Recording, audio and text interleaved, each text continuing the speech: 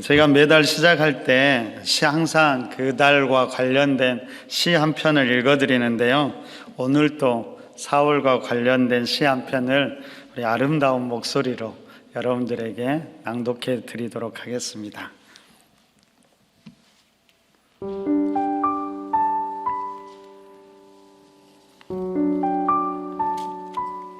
사월이 오면 권영상. 사월이 오면 마른 들판을 파랗게 색칠하는 보리처럼 나도 좀 달라져야지. 솜사탕처럼 벙그는 살구꽃같이 나도 좀 꿈에 젖어 부풀어 봐야지. 봄비 내린 뒷날 개울을 마구 달리는 힘찬 개울물처럼 나도 좀 앞을 향해 달려봐야지. 오, 4월이 오면 좀 산뜻해져야지. 참나무 가지에 새로 돋는 속잎같이. 네, 감사합니다. 우리 감사의 박수 한번 하도록 하겠습니다. 제 목소리보다 훨씬 더 좋죠? 나도 낭독하고 싶습니다. 그런 마음이 들면 언제든 저에게 오시면은 낭독할 기회를 드리도록 하겠습니다. 자, 4월은 봄의 중심입니다. 여러분, 순식간에 온 세상에 꽃이 피면서 세상이 변화되었습니다. 그런 4월에 여러분들은 어떤 기대와 소망을 가지고 계십니까? 더 나아가서 여러분들은 어떤 사람으로 변화되기를 바라고 계십니까? 지난주에 우리가 고난주간을 지나서 부활절을 보냈지요. 오전에도 은혜 가운데 예배드리고 오후에는 교회학교 발표회가 있었습니다. 우리 국악팀을 시작으로 해서 영유아 유치부, 유소년부, 청소년부, 그리고 청년부 모두의 실력들이 한 단계 훨씬 더 업그레이드 됐다고 하더라고요. 그럼 무엇보다도 제가 보니까 수고하신 모든 분들에게도 감사했지만 무엇보다 많은 분들이 함께 해주셔서 오후 시간이 너무나 풍성했던 것 같습니다. 일단은 사람이 많으니까요, 그 자체로 너무나도 좋더라고요. 아이들도 참 감사하고 좋아했고요. 다시 한번 우리 함께 해주신 모든 분들에게 감사합니다. 다행히 제가 아들한테는 야단을 안 맞았습니다. 지난주일 예배 때 혹시 여러분들 마지막 찬양, 우리가 어떤 찬양 불렀는지 혹시 기억나십니까? 우리가 보통은 비준비하시니 부르는데 지난주는 다른 찬양을 불렀잖아요. 뭘 불렀을까요? 생각력이 날라말라 그러시죠. 우리가 살아계신 주 그 찬양을 힘차게 부르면서 그 다시 살아나신 주님과 함께 힘차게 세상으로 나아갔습니다. 그래서 한 주간은 모든 일에 승리를 경험하고 좋은 일만 가득하기를 기대하고 그럴 줄 알았지요.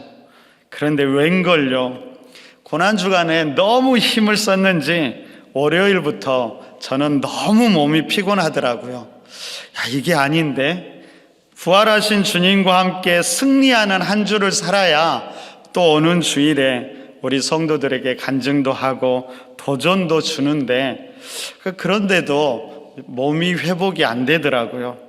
안 되겠다 마음을 먹고 오후에 운동을 좀 해서 체력을 끌어올려야겠다라고 생각하고요, 오랜만에 제가 오후 늦게 테니스를 치러 갔습니다. 근데 그날도 몸이 힘들어서 그런지 잘 안 되더라고요. 근데 갑자기 퍽 소리가 나더니 아무것도 안 보이는 거예요. 피할 사이도 없이 공이 우리 왼쪽 눈을 정통으로 때려서요, 그 다음부터 아무것도 안 보였습니다. 제가 한 10년쯤 테니스를 쳤는데 이런 경우가 처음이었습니다. 공이 어디에서 어떻게 날아온지도 모르겠더라고요. 안경은 날아가고 눈은 아파 죽겠고 세상은 깜깜한 암흑뿐이었습니다. 혹시 피가 나지 않는지 봐야 되는데 도저히 눈을 뜰 수가 없더라고요. 천만다행으로 눈이 크게 다치지 않고 시간이 조금 지나니까 진정되더라고요. 제 눈이 아멘이시죠? 제 눈이 조금만 더 컸으면은 아마 다치지 않았을까? 눈이 작아서 그나마 안 다치지 않았을까? 그런 생각해 봤습니다. 그런데 그 이후로 몸이 회복되기는커녕 더 지치고 아프면서 한 주 내내 피곤하더라고요. 자, 왜 이럴까 제가 고민하면서 말씀을 준비하기 위해서 오늘 본문을 읽는데 딱 저를 향한 저에게 주시는 말씀이더라고요. 여러분들의 한 주간의 모습은 어떠십니까? 여러분, 부활주일 이후에 여러분들은 승리하는 한 주를 보내셨습니까? 만약에 그렇다면 참 감사한 일이지요. 그런데 혹시 저처럼 승리를 기대했지만 여전히 더 힘겹게 보내신 분들은 안 계시는지요? 그렇다면 오늘 말씀에 집중해 보시기 바랍니다. 여러분, 여호수아 3장에서 우리는 하나님의 역사를 통해서 요단을 건너는 이스라엘 백성들의 모습을 보았습니다. 그리고 여호수아 4장은 우리가 한 해를 시작하면서 연초에 살펴보았는데요. 여호수아 4장을 통해서 올 한 해 표어였던 영적 기념비를 세우라고 그 표어도 정했지요. 뿐만 아니라 우리의 삶 가운데 영적 기념비를 세운다는 것이 어떤 의미인지도 우리가 함께 살펴보았습니다. 이제 5장으로 와서 오늘 본문은 요단강을 다 건너고 이제 본격적으로 전쟁을 시작하려고 하는 부분입니다. 그럼 당시에 이스라엘 백성들의 모습을 한번 상상해 보십시오. 그들의 감정, 그들의 상태가 어떤 상태였을까요? 아마도 그들의 사기가 최고조로 올라왔겠지요. 하나님의 역사를 통해 요단강이 끊어진 것을 경험하였고 마치 마른 땅처럼 그 요단강을 건넜으니까 그들 안에 자신감이 충만했을 것입니다. 어떤 적을 만나도 두려움이 없었고 이제 싸우기만 하면 다 이길 것만 같았지요. 빨리 전쟁을 하고 싶었는지도 모릅니다. 성경은 그때 가나안 사람들의 상태가 어땠다라고 말하냐면 요단 서편 왕들과 가나안 사람들의 마음이 녹았고 그들의 정신을 잃었다라고 성경은 기록하고 있습니다. 여러분, 전쟁을 위한 모든 조건들이 완벽하게 갖추어졌던 것이지요. 그런데 바로 그때 하나님이 이렇게 명령합니다. 우리 2절을 함께 읽어볼까요? 함께 읽습니다. 자, 시작. 그때 여호와께서 여호수아에게 이르시되 너는 부싯돌로 칼을 만들어 이스라엘 자손들에게 다시 할례를 행하라 하시매. 할례를 행하라. 여러분, 이 할례는 남성의 생식기의 끝에 있는 표피를 자르는 것을 말하는데요. 문제는 할례를 행하면 너무나 통증이 커서 제대로 움직이지도 못한다라는 것입니다. 여러분, 그런 상태인데 전쟁을 제대로 치를 수나 있었을까요? 여러분, 여호수아와 이스라엘 백성들이 요단을 건넌 것은 가나안 땅을 정복하기 위함이었습니다. 지금이 전쟁하기에 제일 좋은 때인데 왜 하필 그것도 지금 하나님은 할례를 행하라고 명령하셨을까요? 여러분, 하나님은 이스라엘의 사기가 충만했지만 아직은 그들이 영적으로 준비되지 않았다는 사실을 너무나 잘 알고 있었습니다. 영적으로 준비됨 없이 단지 흥분해서 나아갈 때 그것이 얼마나 위험하다라는 것을 하나님은 아시고 오히려 거기에서 멈추라고 하신 것이지요. 지금 너의 힘이 너무나 들어갔으니까 오히려 이스라엘 백성들에게 좀 힘을 빼라고 하신 말씀입니다. 여러분, 힘을 뺀다. 그럼 그것은 단순히 열심히 하던 것을 안 하는 것이 아닙니다. 힘을 뺀다라는 것은 모든 것의 중심에 내가 아니라 하나님을 두는 것을 말하고 있습니다.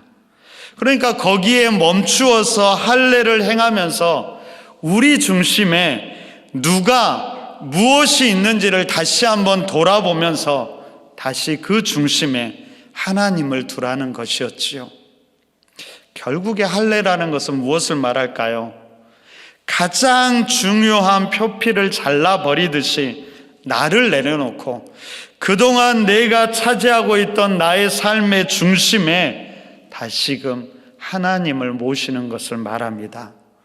이렇게 보면 이스라엘 백성들의 가나안에서 가장 먼저 싸워야 할 대상은 가나안 족속이 아니라 어쩌면은 그들 자신이었음을 우리는 알게 됩니다. 여러분, 그러면 이스라엘 역사에서 언제 처음 그들이 할례를 행했을까요? 누가 처음 이 할례를 했을까요? 잘 알고 있는 믿음의 조상 아브라함 때입니다. 여러분, 창세기 17장에 그 이야기가 나오는데요, 우리가 관심 있게 볼 것은 창세기 16장에서 17장으로 넘어가는 부분입니다. 여러분, 창세기 16장은 아브라함이 86세 때의 일입니다. 그런데 17장은 이렇게 시작하지요. 우리 17장 1절을 함께 읽어볼까요? 자, 함께 읽습니다. 자, 시작. 아브라함이 그에게 이르시되 나는 전능한 하나님이라 너는 내 앞에서 행하여 완전하라. 아브라함이 몇 살 때라고요?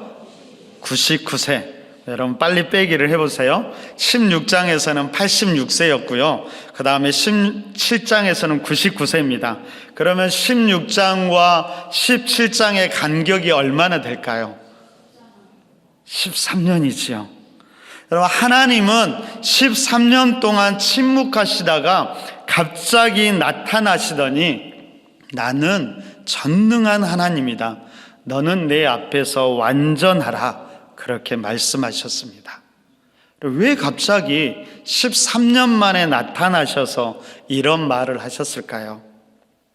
하나님께서 아브라함에게 주신 약속의 핵심은 후손, 자녀의 약속이었습니다. 아브라함과 사레의 몸에서 난 자녀를 통해서 그 후손들을 하늘의 별처럼 바다의 모래처럼 많게 해 주신다라고 하나님께서 약속해 주셨죠. 아브라함이 이 말씀을 믿기는 믿었는데요, 상황이 점점 더 어려워져 가는 거예요. 그래서 아브라함이 어떻게든 하나님을 도우려고 합니다. 아내 사라의 태문이 닫힌 것을 알고 아브라함이 한 가지 방법을 생각해냈는데요, 그것은 바로 종이었던 하갈을 통해서 후손을 이어가는 것이었습니다. 그래서 난 아이가 이스마엘이었습니다. 결국 이 아이는 이후의 모든 분쟁의 씨앗이 되고 말지요. 하나님을 도우려고 했던 아브라함의 행동, 특별히 인간적인 행동이 오히려 하나님의 계획을 혼란스럽게 만들고 말았던 것입니다. 그래서 하나님은 그 이후에 무려 13년 동안이나 아브라함에게 침묵하셨던 것이지요. 그리고 13년이 지나고 나서야 다시 나타나 말씀하시면서 아브라함에게 완전하라고 말씀하신 것입니다. 전능하신 하나님이 아브라함에게 원하셨던 것은 완전함이었습니다. 근데 여러분, 이 완전함이라는 것은 우리가 무엇인가를 할 때 그렇게 얻어지는 완전함이 아니었습니다. 오히려 자기의 힘을, 자기를 내려놓고 하나님을 삶의 중심으로 모시는 것, 바로 그것을 통해서 이루어지는 완전함을 말하지요. 바로 이것을 분명하게 하기 위해서 하나님은 아브라함에게 할례를 행하라고 명령하셨습니다. 그럼 지금 이스라엘 백성들에게도 마찬가지입니다. 요단강을 기적적으로 건너면서 그들의 사기가 충만했고 그들은 그들의 힘으로 하나님을 돕고 싶었지요. 그렇지만 하나님은 바로 그때 그들을 멈추게 하시고 할례를 행하게 하심으로 아직도 그들 안에 남아있는 인간적인 힘을 오히려 내려놓게 하신 것입니다. 동시에 아직도 그들 안에 남아있던 예굽의 때들, 예굽에서 가졌던 욕망과 갈망, 노예 근성조차도 내려놓게 한 것이죠. 지난주에 우리가 한 아이 영상을 보았습니다. 여러분 그 영상 내용 기억하세요? 하고 계시죠? 여러분 임금이 그냥 거지라고 하겠습니다. 거지를 왕자로 삼기로 했는데요. 함께 살기 위해서는 포기해야 되는 것이 있었죠. 뭘 포기해야 됐나요? 깡통, 그리고 담요, 그리고 특히 숟가락. 왕은 그것들을 포기해야만 함께 왕궁에 가서 살 수 있다라고 말합니다. 그런데 그것이 포기하기가 쉽지 않았지요. 그럼 그것이 없으면 죽을 것만 같았기 때문입니다. 그것들을 포기하게 하는 포기하는 것, 그것이 바로 할례를 행하는 이유입니다. 근데 여러분 이런 상상을 제가 한번 해봤어요. 말씀을 준비하면서. 만약에 그 거지가 그것들을 포기하고 왕궁으로 갔다고 생각해 보십시오. 근데 어느 날 왕궁에서 거니는데 갑자기 땅에 떨어져 있는 맛있는 과자를 발견했어요. 그가 어떻게 행동할까요? 얼른 주워 먹을 겁니다.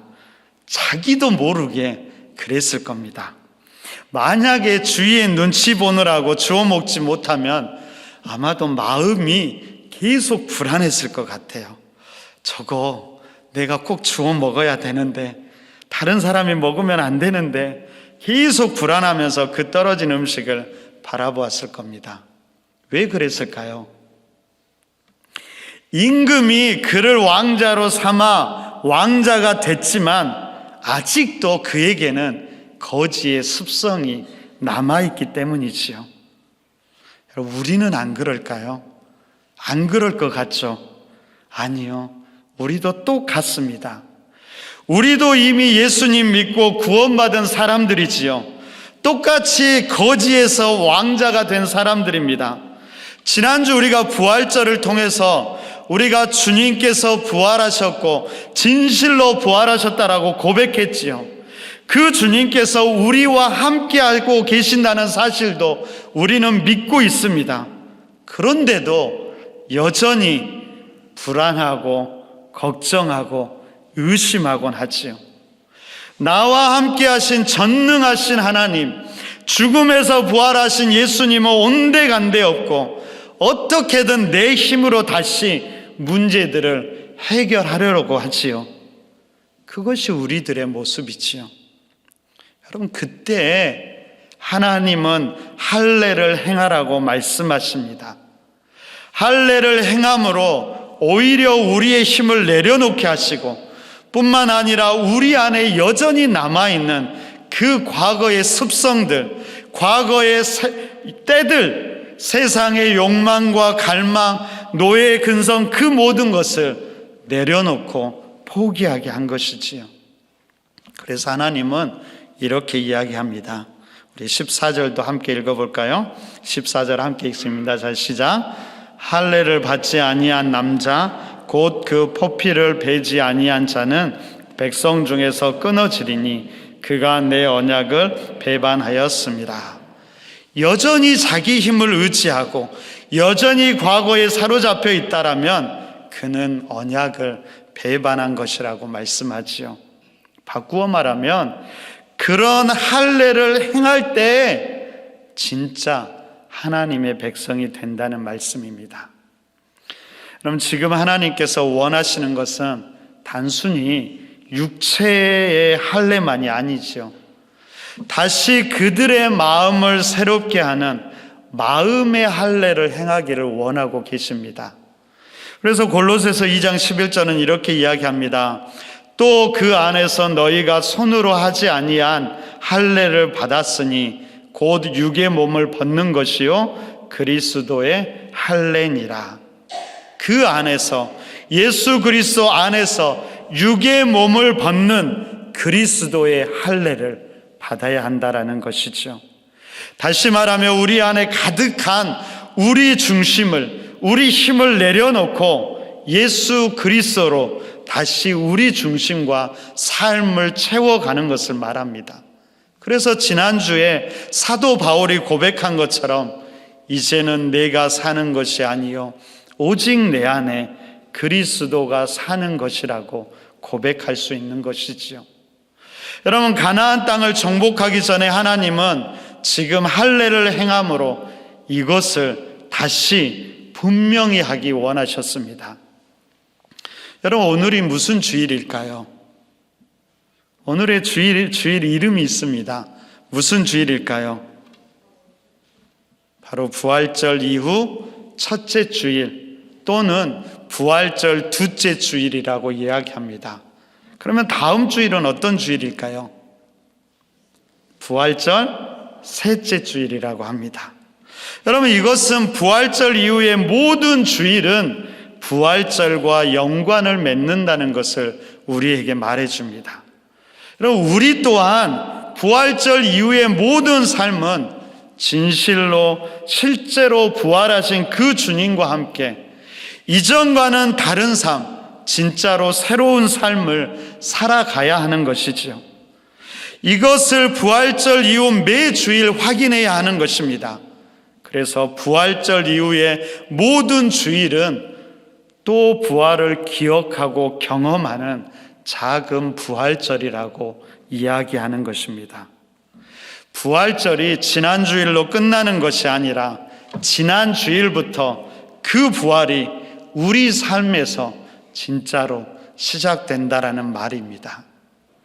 주님께서 부활하셨습니다. 네, 잊지 않고 대답해 주셔서 감사합니다. 그 말을 꼭 기억하십시오. 그러면 어떻게 이 부활하신 주님과 우리가 함께 할 수 있을까요? 우리의 힘과 노력으로 가능할까요? 아니요. 그것은 오히려 하나님을 방해할 수 있습니다. 오히려 힘을 빼고 하나님을 다시 우리 마음과 삶의 중심에 모실 때 그제서야 우리는 하나님과 동행하며 바르게 우리의 삶에 다가오는 수많은 전쟁들을 치르면서 승리하는 삶을 살아가게 될 것입니다. 매일의 삶에서 가장 먼저 이것을 분명히 해야 합니다. 여러분, 우리가 요즘에 계속 묵상하는 매일 성경의 본문이 신명기 말씀입니다. 여러분, 신명기 말씀의 가장 기초와 기본은 십계명과 쉐마 말씀입니다. 십계명을 한마디로 요약하면 하나님 사랑과 이웃 사랑이라고 말할 수 있고요. 쉐마 말씀을 한마디로 요약하면 마음을 다하고 뜻을 다하고 힘을 다하여 여호와를 사랑하고 그처럼 이웃을 사랑하라는 말씀입니다. 하나님께서 이것을 말씀하시면서 이것을 지키기 위한 한 가지 방법을 우리에게 이야기하는데요. 성경은 이렇게 이야기합니다. 우리 신명기 6장 8절과 9절 우리 한 목소리로 읽어보겠습니다. 자, 시작. 너는 또 그것을 내 손목에 매어 내 미간에 붙여 표로 삼고 또 내 집 문설주와 바깥문에 기록할지니라. 쉽게 이야기하면 항상 보이고 의식할 수 있는 곳에 말씀을 두고 항상 말씀과 함께 하라는 것이지요. 그러면 이 말씀대로 말씀을 우리 삶의 공간에 두었으면 좋겠습니다. 성경책이든 큐티책이든 말씀 카드든 어떤 거든 괜찮습니다. 그런 것이 눈에 띄는 곳에 놓아두어야 합니다. 여러분, 그러면서 우리가 습관 하나를 만들었으면 좋겠는데요. 그것은 어디를 가든지 먼저 기도하고 선포하는 습관을 가져보십시오. 여러분, 길게 기도하지 마시고요. 짧게 기도하거나 선포하시면 됩니다. 아침에 눈을 뜨면 제일 먼저 하루를 위해서 짧게 기도하고 선포하십시오. 오늘 나의 모든 하루가 하나님의 은혜 가운데 이루어질지어다. 그러면 되는 겁니다. 여러분, 운전하려고 운전자를 잡으셨을 때 그렇게 기도하십시오. 하나님, 운전하는 모든 상황을 지켜주십시오. 그러면 되는 겁니다. 회사나 일터에 도착했을 때 그렇게 이야기하십시오. 이곳 가운데 이곳에 오고 가는 모든 사람들이 하나님의 임재를 경험할지어다. 그렇게 선포하십시오. 여러분, 집에 돌아와서도 우리 가족들과 가정 가운데 예수 그리스도가 중심이 되길 기도하고 선포하십시오. 길게 하지 않아도 괜찮다라는 거예요. 중요한 것은 뭘까요? 그렇게 기도하거나 선포하면서 주님을 나의 삶의 자리로, 나의 마음으로 초청하는 것이죠. 어쩌면 이미 나와 함께 하신 하나님을 내가 다시 한번 기억하고 인식하자라는 것입니다. 그러니까 길게 기도하려고 하지 마시고요, 한마디라도 기도하면서 바로 그곳에 주님의 임재를 구하고 그 주님과 함께 살아가면 되는 것입니다. 그때 어떤 일이 일어나게 될까요? 오늘 성경은 우리에게 이렇게 약속합니다. 우리 9절 말씀 함께 읽어보도록 하겠습니다. 함께 읽습니다. 여호와께서 여호수아에게 이르시되 내가 오늘 애굽의 수치를 너희에게서 떠나가게 하였다 하셨으므로 그곳 이름을 오늘까지 길갈이라 하느니라. 길갈, 수치가 떠나갔다라는 말입니다. 하나님의 임재를 통해서 우리의 과거의 수치들, 과거의 잘못된 욕망과 갈망이 떠나가게 되고 다시 하나님의 은혜가 그곳 가운데 임하고 회복되게 될 것입니다. 여러분, 중요한 것은 우리의 힘이 아니라 주님을 우리 마음과 삶 가운데 모실 때 주님께서 그 역사를 이루신다는 사실을 잊지 마시기 바랍니다. 더 나아가서 오늘 성경 10절에서 12절은 이렇게 우리에게 말씀합니다. 제가 10절 읽고요, 여러분 11절 그리고 12절을 함께 한번 읽겠습니다.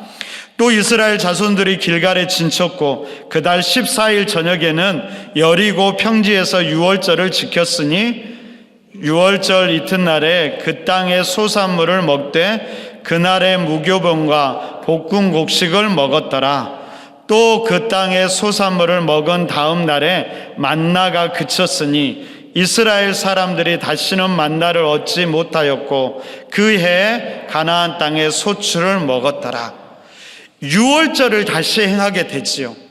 여러분, 이스라엘 역사에서 유월절은 너무 중요한데 유월절을 지낸다는 것은 새로운 역사가 시작되었다는 것을 의미합니다. 오늘 유월절은 이스라엘 백성들이 세 번째로 드리는 유월절인데 어떤 새로운 역사가 그들 가운데 일어나게 되었을까요? 바로 그 다음 날부터 만나가 그치게 되고 그 땅의 소산물을 먹게 됩니다. 여러분, 이것이 기적일까요? 아닐까요? 광야에서 매일매일 하나님이 허락하신 만나를 먹은 것이 기적이었지요. 그런데 이제 그 만나가 그쳐버렸습니다. 기적도 하나님의 역사도 그쳐버린 걸까요? 아닙니다. 땅의 소출을 먹게 된 것, 그것 또한 하나님의 기적이고 역사입니다. 하나님의 새로운 역사가 거기에서 시작된 것이죠. 여러분, 매일매일 하늘에서 내려주는 만나와 메추라기를 먹으면 우리 신앙이 날마다 좋아질 것 같지요. 근데 실제로 그렇지 않습니다. 실제로 성경을 보거나 기독교 역사를 보면 그렇지 않더라고요. 오히려 그런 사람들이 더 부패하게 되고요, 심지어 이단으로 빠지는 경우도 많이 있습니다. 오히려 더 놀라운 역사가 무엇일까요? 그것은 매일의 평범한 삶을 주님과 함께 살아가는 것입니다. 바로 이것을 영적 성숙이라고 이야기합니다. 하루하루 평범한 일상을 주님과 함께, 공동체와 함께, 그리고 이웃과 함께 살아가는 것, 어쩌면 그것이 가장 큰 역사인지도 모릅니다. 여러분, 우리가 고난주간과 부활절을 마치고 제가 가만히 보내면서 길가의 교회 사역을 잠시 되돌아보았습니다. 부임한 지가 벌써 4개월이 지났더라고요. 정신없이 4개월을 달려온 것 같습니다. 그래도 참 감사한 것은 참 좋은 성도님들로 인해서 함께 뭐든지 다 할 수 있을 것 같더라고요. 그런데 바로 그때 하나님은 오히려 힘을 빼라고 말씀하시는 것 같습니다. 다시 주도권을 하나님께 드리고 그 주님과 함께 일상을 살아가면서 일상의 은혜와 기적을 경험하라는 것이고, 그렇게 성장하고 성숙하기를 바라는 하나님의 마음이라고 믿습니다. 바로 이것이 오늘 우리에게 할례를 행하라고 말씀하신 하나님의 마음입니다. 여러분, 세상이 본격적으로 변화되는 4월입니다. 우리는 어떤 사람으로 변화되어야 할까요? 이혜인 수녀님이 썼던 4월의 시가 있는데요, 이런 내용이더라고요. 꽃무더기 세상을 삽니다. 고개를 조금만 돌려도 세상은 5만 가지 색색의 고운 꽃들이 자기가 제일인 양 활짝들 피었답니다. 정말 아름다운 봄날입니다. 새삼스레 두 눈으로 볼 수 있어 감사한 마음이고, 고운 향기 느낄 수 있어 감격이며, 꽃들 가득한 4월의 길목에 살고 있음이 감동입니다. 눈이 짓무르도록 이 봄을 느끼며, 가슴 터지도록 이 봄을 즐기며, 두 발 부르트도록 이 꽃길을 걸어볼랍니다. 내일도 내 것이 아닌데 내년 봄은 너무 멀지요. 오늘 이 봄을 사랑합니다. 오늘 곁에 있는 모두를 진심으로 사랑합니다. 4월이 문을 엽니다.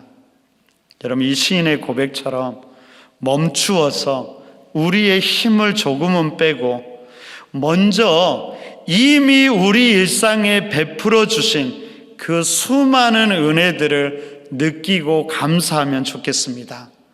눈이 짓무르도록 이 봄을 느끼고, 가슴 터지도록 이 봄을 즐기며, 두 발 부르트도록 그 꽃길도 걸어보시기 바랍니다. 그러면서 일상에서 주어진 지극히 평범한 하나님의 축복도 느끼고, 그곳에서 여전히 나와 함께하고 계시는 그 주님도 느껴보시기 바랍니다. 그러면서 곁에 있는 모두를 진심으로 사랑하면서 그들과 함께 부대끼고 함께 살아가면서 꽃들 가득한 4월의 길목에 우리가 살고 있음을 감동으로 느꼈으면 좋겠습니다. 그렇게 주님과 함께, 이웃과 함께, 자연과 함께 주어진 일상을 감사함으로 살아가면서 그 안에서 회복됨도, 풍성한 은혜도 누리는 모든 길가의 교회 성도님들이 되시기를 간절히 바랍니다.